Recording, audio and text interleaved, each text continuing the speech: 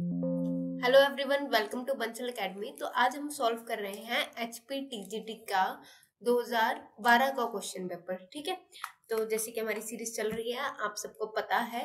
अब चलिए फिर स्टार्ट करते हैं फर्स्ट क्वेश्चन से। फर्स्ट क्वेश्चन है cystic fibrosis is an autosomal disorder linked to. Cystic fibrosis पहले तो होता क्या है?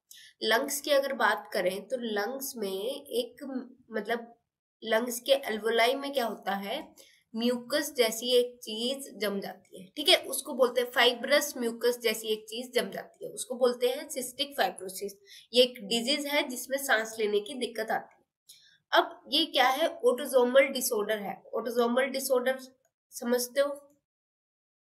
ऑटोसोम से लिंक्ड है। जो 23 पेयर्स है ना, उनमें से 22 पेयर्स के साथ मतलब उनमें से एक से लिंक्ड है। सेक्स लिंक नहीं है, एलोसोम लिंक नहीं है। जो 22 पेयर्स हमारे बचते हैं उनमें से एक के साथ लिंक्ड है। अब किसके साथ लिंक्ड है? ये है क्रोमोसोम नंबर 7 के साथ लिंक्ड है। ठीक है, क्रोमोसोम नंबर 7 के साथ लिंक्ड है। इसकी म्यूटेशन का जो जीन है वो क्रोमोसोम नंबर 7 पे है। क्लियर? उसके बाद अब इसमें होता क्या है, Cl आयन जरूरी होते हैं एक्सचेंज ऑफ मटेरियल या कुछ भी करने में। मतलब मेम्ब्रेन के लिए Cl negative ions, chlorine ions बहुत इंपॉर्टेंट होते हैं। तो ये क्या होता है, आयन Cl आयन की ट्रांसपोर्ट कम हो जाती है जब ये बीमारी होती है। और ये किस पे है? क्रोमोसोम नंबर 7 पे। और सांस लेने में मुश्किल होती है, मेम्ब्रेन हमारी अच्छे से काम नहीं कर पाती। ठीक है, क्योंकि मेम्ब्रेन पे क्या है, मेम्ब्रेन पे एक म्यूकस की लेयर लगी है जिससे हमारी मेम्ब्रेन अच्छे से काम नहीं कर पा रही। Clear? Next, deoxyribonucleic acid was first discovered by. अब डीऑक्सीराइबोन्यूक्लिक एसिड की बात करें तो ये क्या है? डीऑक्सीराइबोन्यूक्लिक एसिड डीएनए है, बट अगर हम बात करें तो ये वर्ड आया कहां से?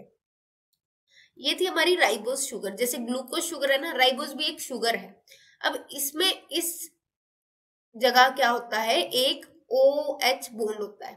अब OH बॉन्ड में से O को हम जब रिमूव कर दें तो उसको बोल देते हैं डीऑक्सी, मतलब ऑक्सीजन को हटा दो। ठीक है, डीऑक्सी राइबो न्यूक्लिक एसिड बोल दिया जाता है। क्लियर? अब ये फर्स्ट पहली बार डिस्कवर जिन्होंने किया था, अच्छा, deoxy ribo nucleic, deoxy ribo sugar बन गई। न्यूक्लिक एसिड्स प्रेजेंट होते हैं ना इसमें। अब इस तरह से एक फॉस्फेट ग्रुप प्रेजेंट होता है और यहाँ पे न्यूक्लियर बेसिस प्रेजेंट होते हैं। तो बस यही सारी को बोला जाता है। ठीक है, इस पूरे को इस तरह से ये पूरी चलती है आगे, और इस पूरे को क्या बोल दिया जाता है? Deoxy ribo nucleic acid. अब एसिड इसलिए फोस्फोरिक एसिड यहाँ प्रेजेंट होता है, न्यूक्लियोटाइड बेसिस यहाँ प्रेजेंट होते हैं, इसलिए deoxyribo nucleic acid. I hope it's clear now. अब फ्रेडरिक मिस्टर एक साइंटिस्ट आए थे, इन्होंने डीएनए के लिए वर्ड दिया था तब न्यूक्लिइन। न्यूक्लिइन मतलब न्यूक्लियस के अंदर कुछ है जिसका नाम है न्यूक्लिइन। क्लियर? तो इन्होंने ही इसको फर्स्ट टाइम डिस्कवर किया था और नाम दिया था nuclein. Next, each species has a characteristic basic set of chromosome number called। मतलब अगर हम किसी भी स्पीशीज की बात करें ना, तो उनके पास एक बेसिक सेट ऑफ क्रोमोसोम्स होता है, एक सिंगल सेट ऑफ क्रोमोसोम होता है जिसको हम क्या बोलते हैं? मोनोप्लॉइड बोलते हैं। अगर मान लो कोई ये कंडीशन है, मतलब जैसे हम है डिप्लॉइड कंडीशन है, तो इसका सिंगल सेट उसको क्या बोलेंगे? मोनोप्लॉइड condition. मोनोप्लॉइड condition.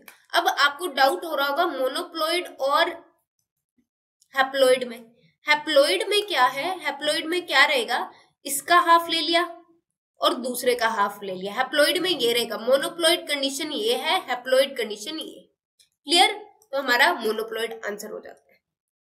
Next, pattern of arrangement of leaves on stem is known as. अब लीफ का पैटर्न किस तरह से अरेंज्ड है? दो टाइप का होता है, सिंपल और कंपाउंड। ठीक है, सिंपल जनरली जो हमारा होता है कि एक लीफ यहां लगा है, एक लीफ यहां लगा है और यहाँ पे क्या है? फ्लावर है। सिंपल इस तरह से होता है। और कंपाउंड कैसा होता है? कंपाउंड इस तरह से, ये पूरी क्या है? अब कंपाउंड दो टाइप का होता है। पाइनेटली compound and palmately compound. पाइनेटली compound की बात करें तो पाइनेटली कंपाउंड ये है, ठीक है। पामेटली कंपाउंड की बात करें तो पामेटली पाम की तरह हो जाता है, ठीक है। एक लीफ यहाँ आ गई, एक लीफ यहाँ आ गई, एक लीफ यहाँ आ गई, इसको बोल देते हैं पामेटली कंपाउंड। और इस अरेंजमेंट को लीफ के इसको बोल देते हैं फाइलोटैक्सी। इसके लिए एक वर्ड है फाइलोटैक्सी। क्लियर? चलिए आगे। A flower which can be divided in the halves in only one vertical plane is called। अब ये है हमारा फ्लावर, ठीक है, कुछ इस तरह से। ऐसा होता नहीं है वैसे, बट मैंने बना दिया। अब जब हम इसको सेंटर से ही कट करेंगे तभी सिमेट्री आएगी, अदरवाइज कोई सिमेट्री नहीं आएगी। क्लियर? बट अगर सेम यहाँ पे एक ऐसा फ्लावर है, अब इसको इस डायरेक्शन से कट करें, थोड़ा सा ऐसे या थोड़ा सा ऐसे कट करें तो सिमेट्री मतलब आ ही जाएगी, ठीक है, कहीं ना कहीं से। अब एक और फ्लावर है इस तरह से कुछ,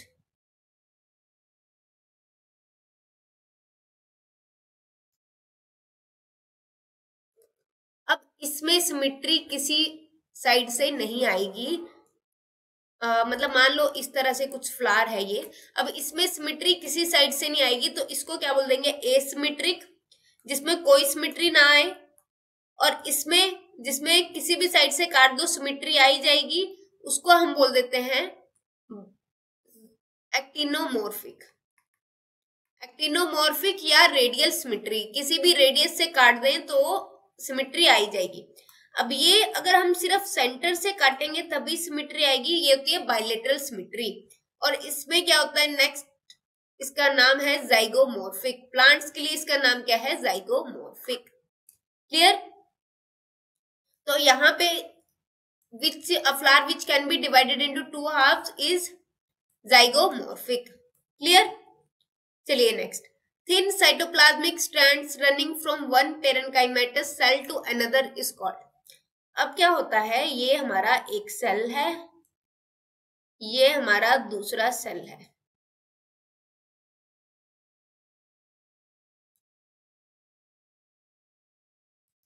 ठीक है। ये आगे हमारे स्ट्रैंड्स आगे, इस तरह से ये जो कनेक्शन बनता है ना, ये वाला, ये जो कनेक्शन बन रहा है इसको बोल देते हैं प्लाज्मोडेस्माटा। एक सेल से दूसरे सेल्स में कनेक्शन कौन बनाता है? प्लाज्मोडेस्माटा। तो thin cytoplasmic strands running from one parenchymatous cell to another is called plasmodesmata. Clear? Next, the pathway of movement of water through cell wall only is called. अच्छा, अब क्या होता है, एक पाथवे इस तरह से होता है। मान लो ये है सॉइल पार्टिकल्स, ये है सॉइल पार्टिकल्स, और यहाँ पे हमारा है एक्सोडर्मिस, ठीक है, ये है एक्सोडर्मिस। अब एक्सोडर्मिस से स्टार्ट हुआ, ये आ गई कोटेक्स, ये आ गई एंडोडर्मिस, यहाँ आगे आएगा जाइलम पेरेन्काइमा, ये होता है जाइलम पेरेन्काइमा। अब जाइलम पेरेन्काइमा से आगे कहाँ जाता है पानी? ट्रैकियरी एलिमेंट से, जिससे ट्रांसपोर्ट होता है, यह है ट्रैकियरी एलिमेंट्स। अब पानी दो तरह से जाता है, पानी की मूवमेंट यहाँ पे दो तरह से होती है। पहला तो इस तरह से पानी आया, यहां से यहां से यहां से आराम से चला गया, ठीक है, ये होगी सिम्प्लास्टिक मूवमेंट, सेल के बीच से जाना इज सिम्प्लास्ट, ठीक है। दूसरा दो टाइप से हो रही है, दूसरी मूवमेंट कैसे हो रही है? इस तरह से सेल वॉल के बीच से जाएगा पानी, प्लांट की सेल वॉल के बीच से जाएगा पानी। अब अगर एंडोडर्मिस की बात होती है ना, तो एंडोडर्मिस पे क्या होते हैं? कैस्पेरियन स्ट्रिप्स होते हैं। यहाँ पे सेल वॉल के थ्रू नहीं जाता है, यहाँ पे सिम्प्लास्ट पाथवे फॉलो करता है। सिम्प्लास्ट मतलब सेल के बीच से जाना। और ये वाला पर्पल वाला जो मैंने बनाया है, ये है एपोप्लास्ट। पहले सेल वॉल के थ्रू जाएगा, फिर जैसे ही कैस्पेरियन स्ट्रिप्स आएंगी, ये सेल वॉल पे होती हैं, तो ये यहाँ से मूव नहीं कर पाएगा, रुक जाएगा। अब इसीलिए ये सिम्प्लेस्ट पाथवे फॉलो करेगा। Clear? The pathway of the movement of water through cell wall only is called apoplast. Cell wall के थ्रू जो जा रहा है वो एपोप्लास्ट के थ्रू जा रहा है। क्लियर? चलते हैं नेक्स्ट क्वेश्चन पे।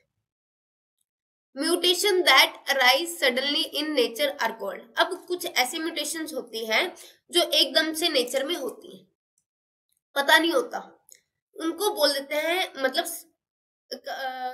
कहीं से भी नेचर से हो जाएंगे, यूवी रेडिएस से, सन की रेस से, कहीं से भी एक्सरे करवा लिया, या नेचर में किसी भी टाइप से वो म्यूटेशन होगी, कुछ खाने से होगी, ऐसा कुछ खा लिया जो आजकल हमारी जो आजकल खाना है वो भी कहाँ अच्छा है। जैसे हम खाते हैं, हम सब्जी लेके आते हैं मार्केट से, उसमें इतने पेस्टिसाइड्स हैं, इतना सब कुछ लगा होता है कि हमें कहीं ना कहीं म्यूटेशन हो सकती है, हमारे कैंसर सेल एक्टिवेट हो सकते हैं, कुछ भी हो सकता है। तो इन सारी म्यूटेशंस को बोल दिया जाता है स्पॉन्टेनियस, जो अपने आप हो जाए। क्लियर? और मैंने रेफरेंस दे रखे हैं, आपको इनको डिटेल में पढ़ना है तो आप इन बुक से पढ़ सकते हैं। Next, the chiasmata is form during which stage of prophase 1 of meiotic cell division. अब काइस्मेटा होता क्या है, पहले तो ये देखो, ये है हमारा इस तरह से, ठीक है।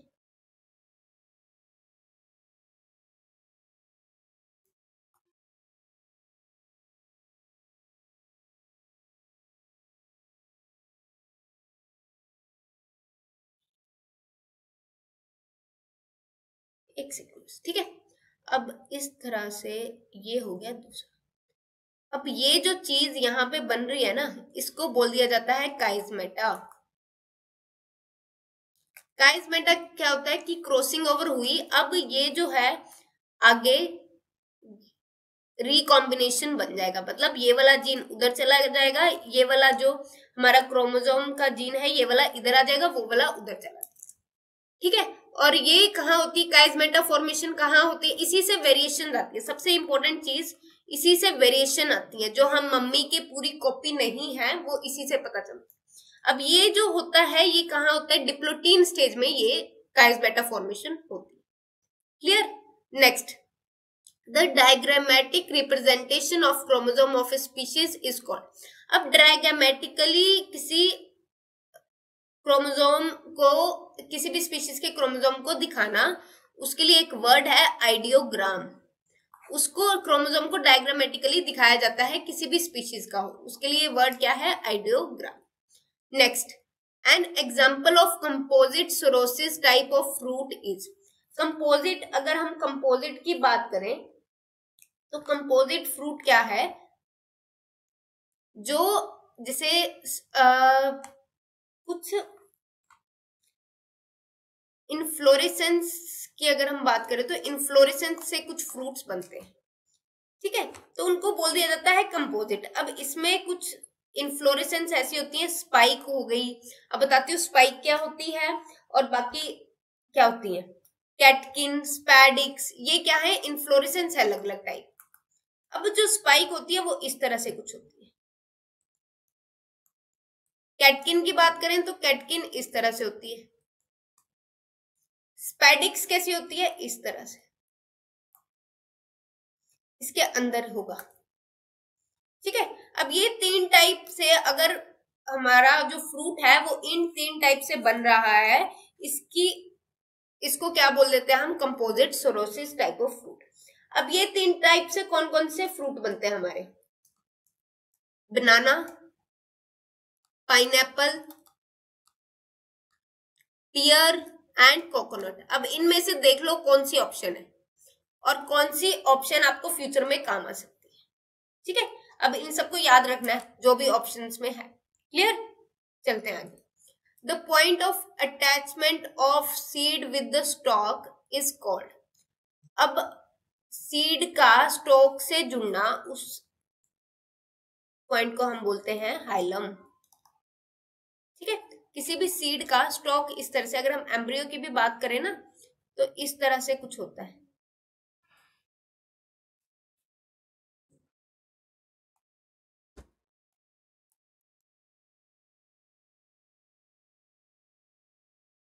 एम्ब्रियो इस तरह से कुछ होता है। अब इसको बोल देते हैं हाइलम, यहाँ पे जो अटैचमेंट हो रही है वो हाइलम बोल देते हैं। ये तो एम्ब्रियो की बात होगी। सीड की बात करें तो सीड, ये मान लो राजमा बीज है, तो यहाँ पे एक क्या होता है, पोर सा होता है, पोर सा होता है जहां पे अटैच होता है, तो उसको क्या बोल देते हैं, हाइलम। क्लियर, चलते हैं आगे। Myrmecophily is a defense mechanism of plants where, अब Myrmecophily में क्या होता है कि प्लांट क्या करता है, आंट्स को आने देता है अपने ऊपर। ठीक है, अब इसमें क्या होता है, दो चीजें होती हैं।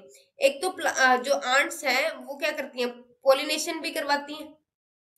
ठीक है, पोलिनेशन भी करवा रही हैं।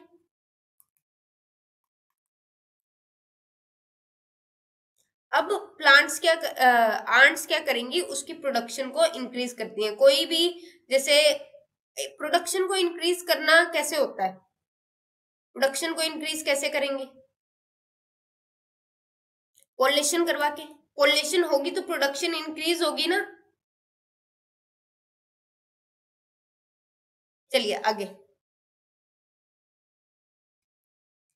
अब क्या होता है कि ये प्लांट को किसी तरह एक डिफेंस मैकेनिज्म देती है। आंट्स रख लो कि किसी तरह कोई ये केमिकल रिलीज करती हैं या किसी को आने नहीं देती, और उससे क्या हो रहा है कि प्लांट्स को बचा के रख रही है।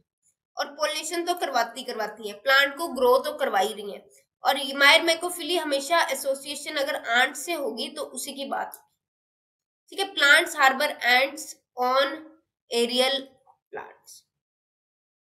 क्लियर, एरियल प्लांट्स में जो हवा में है उसमें आंट्स आ जाएंगी। ठीक है, और इनको क्या होता है, प्लांट्स शेल्टर वगैरह दे देती हैं। जो प्लांट्स है वो शेल्टर देती हैं, और इसी की वजह से क्या होता है, प्लांट के लिए पोलिनेशन हो जाती है, और आंट्स के लिए पोलिनेशन हो जाती है। और वो क्या करती हैं कि हाँ, प्लांट्स को डिफेंड कर लेती है एक तरह से। जैसे कोई पैरासाइट है, अगर प्लांट पे आ रहा है तो उसको अपने, मतलब आंट्स का कुछ ऐसी इंटरेक्शन होती है, कोई पैरासाइट आ रहा है तो आंट्स उसको बचा लेती हैं प्लांट को होने से, मतलब उस पैरासाइट को प्लांट पे अटैक करने से बचा लेती है। इस तरह से कुछ म्यूचुअल इंटरेक्शन होती है इनकी। पोलिनेशन तो करवाती हैं, और क्या होता है, प्लांट इनको नेक्टर भी दे रहा होता है, रहने के लिए जगह देता है, नेक्टर देता है, और वो उसको, प्लांट को पैरासाइट से बचाती है, पोलिनेशन करती है। तो इस तरह से एक डिफेंस मैकेनिज्म हो जाता है, सिम्बायोटिक एसोसिएशन हो रही है। Clear, next. Glycoprotein molecules produced by cells on infection by virus are known as. अब ग्लाइकोप्रोटीन कुछ मॉलिक्यूल्स हैं, ठीक है, जो क्या है, सेल्स प्रोड्यूस करते हैं, चाहे वो बैक्टीरियल सेल्स हैं चाहे वो हमारे सेल्स हैं, जो प्रोड्यूस करते हैं उसको बोल देते हैं इंटरफेरोन्स। ये क्या है, एक डिफेंस मैकेनिज्म है अगेंस्ट वायरसेस। अब ये डिफेंस मैकेनिज्म कैसे होता है, ये डिफेंस मैकेनिज्म इस तरह से होता है, इंटरफेरोन्स क्या करते हैं, वायरस के जेनेटिक मटेरियल पे अटैक करने की कोशिश करते हैं। तो इससे क्या हो रहा है कि वायरस जब हमारे अंदर आता है तो ये अटैक करने की कोशिश करते हैं, और कई बार वायरस हमें इन्फेक्शन नहीं कर पाता। और ये कौन कर रहा है, सेल्स कर रहे हैं हमारे। क्लियर, चलो आगे। An example of phosphate solubilising symbiotic association is, यहां पे एग्जाम्पल आती है इसकी माइकोराइजा। माइकोराइजा क्या कर रहा है, ऑर्गेनिक फॉस्फेट को अवेलेबल करवा रहा है प्लांट के लिए, ऑर्गेनिक फॉस्फेट को अवेलेबल करवा रहा है प्लांट के लिए। ठीक है, अब माइको मतलब फंजाई, राइजा मतलब रूट्स में, प्लांट की रूट्स में रहता है ये। ठीक है, और ये किस में होता है, पाइनस में होता है।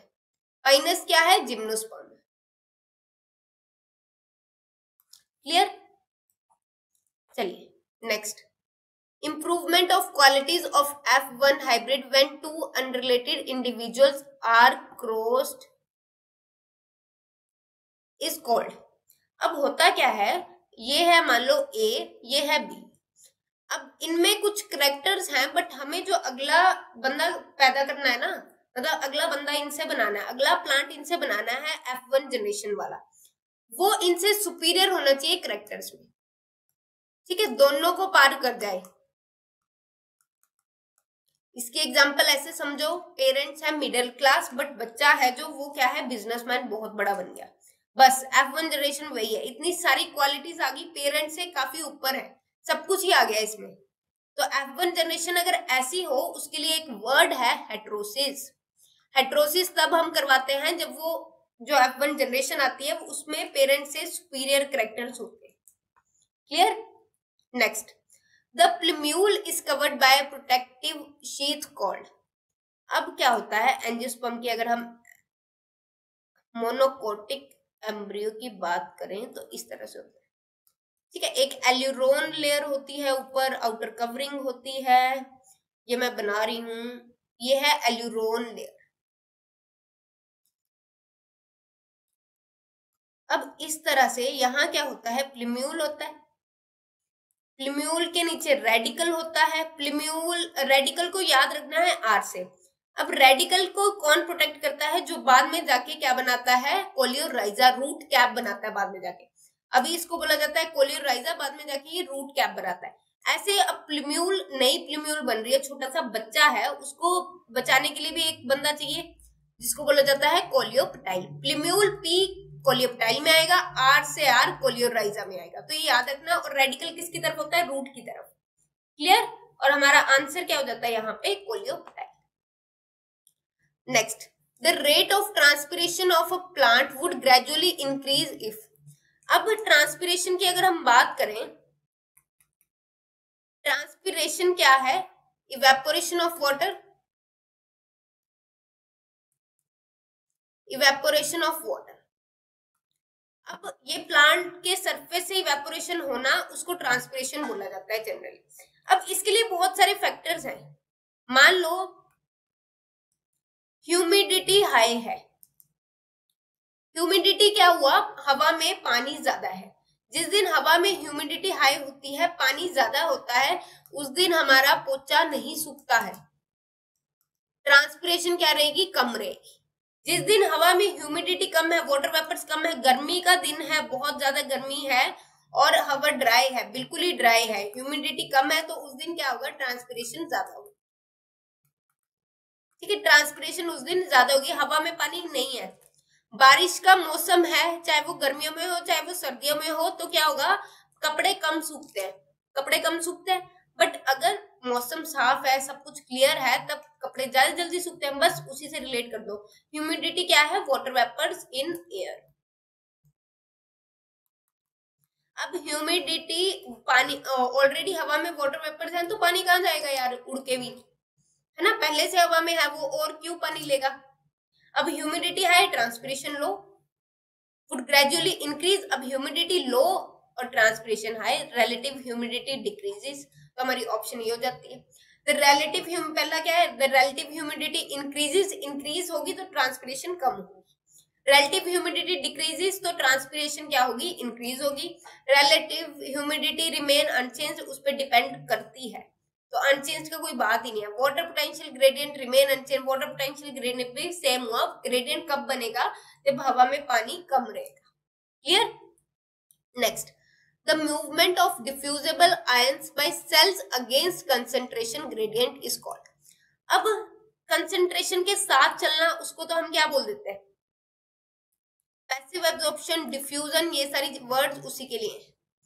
मतलब अपने हायर कंसेंट्रेशन से लोअर कंसेंट्रेशन जाना, इसको क्या बोल देते हैं हम, पैसिव एब्जॉर्प्शन बोल देते हैं, पैसिव एब्जॉर्प्शन बोल देंगे।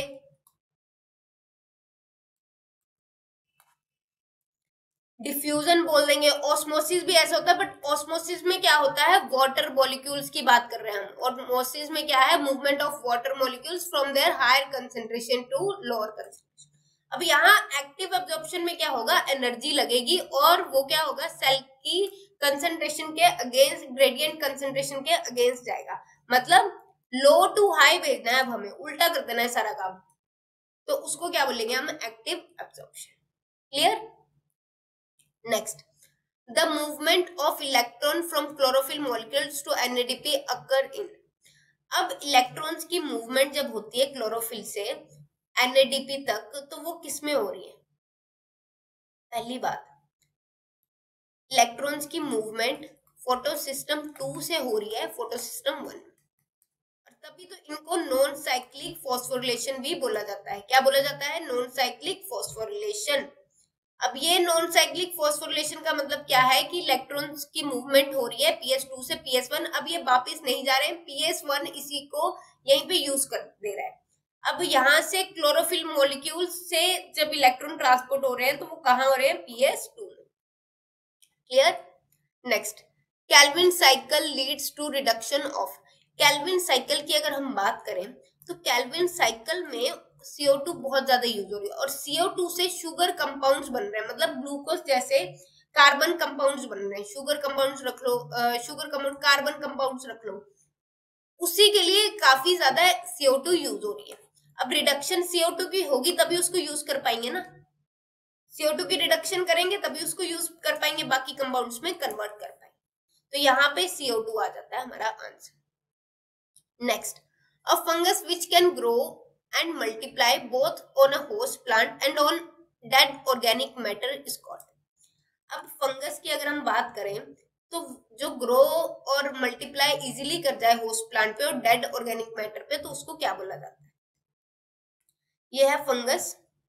किस पे ग्रो कर रही है ये? होस्ट प्लांट पे तो कर ही रही है। होस्ट प्लांट के लिए पैरासाइट है ये। अगर ये डेड ऑर्गेनिक मैटर पे ग्रो कर रही है, डेड ऑर्गेनिक मैटर पे ग्रो कर रही है, तो ये क्या है? सैप्रोफाइट। ठीक है। अब सैप्रोफाइट और पैरासिटिक में क्या डिफरेंस है? पैरासाइट वो होगी जो होस्ट पे किसी और पे अटैक करेगी और अपना खाना उसी से लेगी। सैप्रोफिटिक क्या है? डेड ऑर्गेनिक मैटर पे ही अपना खाना लेगी। अब इसमें अगर ऑब्लिगेट वर्ड हम जोड़ दें तो ऑब्लिगेट होता है कंपल्सरी, पैरासिटिक है सिर्फ होस्ट प्लांट से ही अपना खाना लेगी, या ऑब्लिगेट सैप्रोफाइट है तो सिर्फ डेड ऑर्गेनिक मैटर पर ही से ही अपनी न्यूट्रिशन लेगी। अब ऑब्लिगेट तो आने नहीं वाला क्योंकि ऑब्लिगेट तो कंपल्सरी होगा, उन्होंने दोनों पे बोल दिया है। तो फैकल्टेटिव वर्ड आएगा। अब फैकल्टेटिव वर्ड कब आएगा? वो डेड ऑर्गेनिक मैटर सले गले पे क्यों जाएगा यार? उसको अच्छा खासा पूरा होस्ट मिल रहा है, पूरा होस्ट प्लांट मिल रहा है, वो सले गले पे क्यों जाएगा?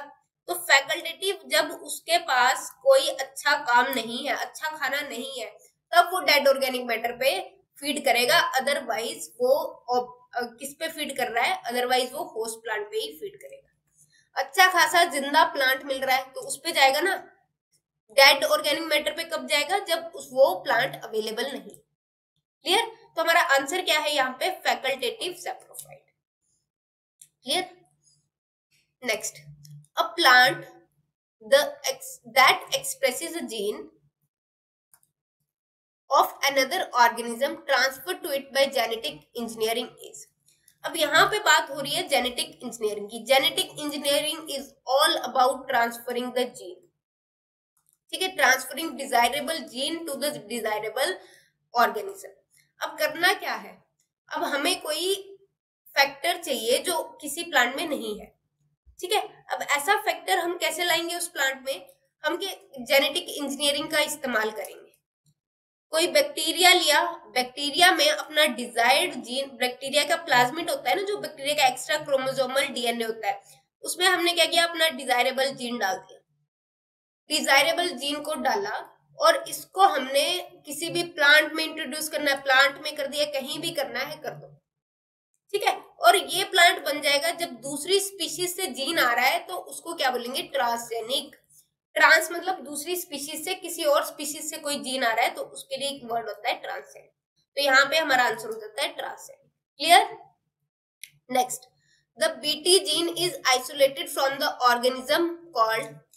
बीटी क्या है? बीटी जीन किसमें, पहले तो बता देती हूँ। बीटी जीन कॉटन में इंट्रोड्यूस किया गया। कॉटन प्लांट में इसलिए क्योंकि कॉटन प्लांट में ये जो होता है ना, बोल होती है एक जिसपे बाद में कॉटन लगता है। इस पे क्या हो रहा था? इसके कॉटन आने से पहले ही एक बॉलवर्म, एक कीड़ा है जो इसमें होल कर दे रहा था। अब उससे बचने के लिए क्या करना पड़ता था? पेस्टिसाइड्स, उसका भी असर नहीं था। अब पेस्टिसाइड से क्या होता है? वही चीजें पेस्टिसाइड हम लाएंगे, उससे खराब होती है, सॉइल खराब होती है, सब कुछ। तो साइंटिस्ट ने क्या किया, उन्होंने बड़ा अच्छा काम किया, एक बैक्टीरिया पकड़ लिया, बैसिलस थ्यूजेंसिस। आजा भाई इधर, ठीक है। बैक्टीरिया पकड़ा, इससे एक जीन लिया जो क्या कर रहा था, टॉक्सिसिटी कर रहा था बोलवॉर्म की गट में जाके। टॉक्सिसिटी जब कर रहा था वो, तो क्या हो रहा था, बोलवॉर्म के अंदर वो जाके एक्टिवेट हो रहा था और बोलवॉर्म की डेथ हो जा रही थी। तो नेचुरली क्या हुआ, उससे बच गया ये प्लांट, नेचुरली बच गया, कोई कुछ नहीं करना पड़ा, ठीक है, कोई पेस्टिसाइड नहीं यूज करना पड़ा, सॉइल को खराब नहीं करना पड़ा, इन्वायरमेंट सही रहा। तो ये बीटी जीन कहां से आया है, किस बैक्टीरिया से आया है, bacillus thuringiensis. Clear? This is all about genetic engineering. यही जेनेटिक इंजीनियरिंग में मैं समझा रही थी। डिजायर्ड जीन इस प्लांट में डाल दिया है, डिजायर्ड जीन प्लांट में, कॉटन के प्लांट में डाल दिया, और क्या हुआ, कॉटन प्लांट रेजिस्ट कर गया बोलवॉर्म से, रेजिस्टेंस मिल गई इसको बोलवॉर्म से। अब बोलवॉर्म आए ना आए, इसका कुछ नहीं बिगाड़ सकता। Clear? Next, the cytoplasmic bridges present between adjacent cells are called. वही क्वेश्चन फिर से, इसमें क्या होता है, टीजीटी में ना एक जैसे क्वेश्चन बहुत आते हैं। अब बीटी कॉटन पे ही, मतलब ट्रांसजेनिक प्लांट पे ही 2 क्वेश्चन आ गए।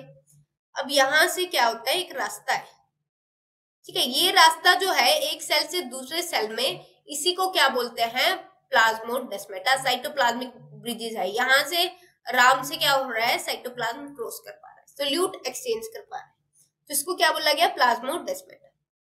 Next, the chromosome in which the terminal centromere is capped by telomere is known as. अब क्रोमोसोम की बात करती हूँ, ये क्रोमोसोम है, इसका सेंटर हमें बिल्कुल सेंटर में लग रहा है, दोनों साइड से, इसको बोला जाता है मेटासेंट्रिक, जो बिल्कुल इसका टेलोमेयर जो है वो सेंटर में। अब नेक्स्ट आता है हमारा सब मेटासेंट्रिक, थोड़ा थोड़ा एंड में कर दो इसको, ये वाला छोटा होगी, ये वाली आर्म्स छोटी होगी, ये वाली लंबी होगी, तो ये क्या हुआ, सब मेटासेंट्रिक, सब मेटासेंट्रिक। नेक्स्ट आता है हमारा एक्रोसेंट्रिक, एक्रोसेंट्रिक में आर्म बिल्कुल ही छोटी कर दो, ये आ जाता है हमारा एक्रोसेंट्रिक। अब एक और बचा टीलोसेंट्रिक में, क्या है, बिल्कुल ही एंड पे क्या आ गया, टीलोमेयर आ गया, ये क्या है हमारा टीलोसेंट्रिक। ये क्रोमोसोम्स के टाइप। अब क्वेश्चन क्या पूछा गया, the chromosome in which terminal centromere is capped by telomere, terminal centromere is capped by telomere आ गया ऊपर, तो ये क्या हुआ, इसको क्या बोला जाता है, टीलोसेंट्रिक। क्लियर? चलिए फिर हमारा टीजीटी का क्वेश्चन पेपर 2012 का यहीं पे खत्म होता है, मिलते हैं फिर नेक्स्ट क्वेश्चन पेपर की डिस्कशन में। Thank you.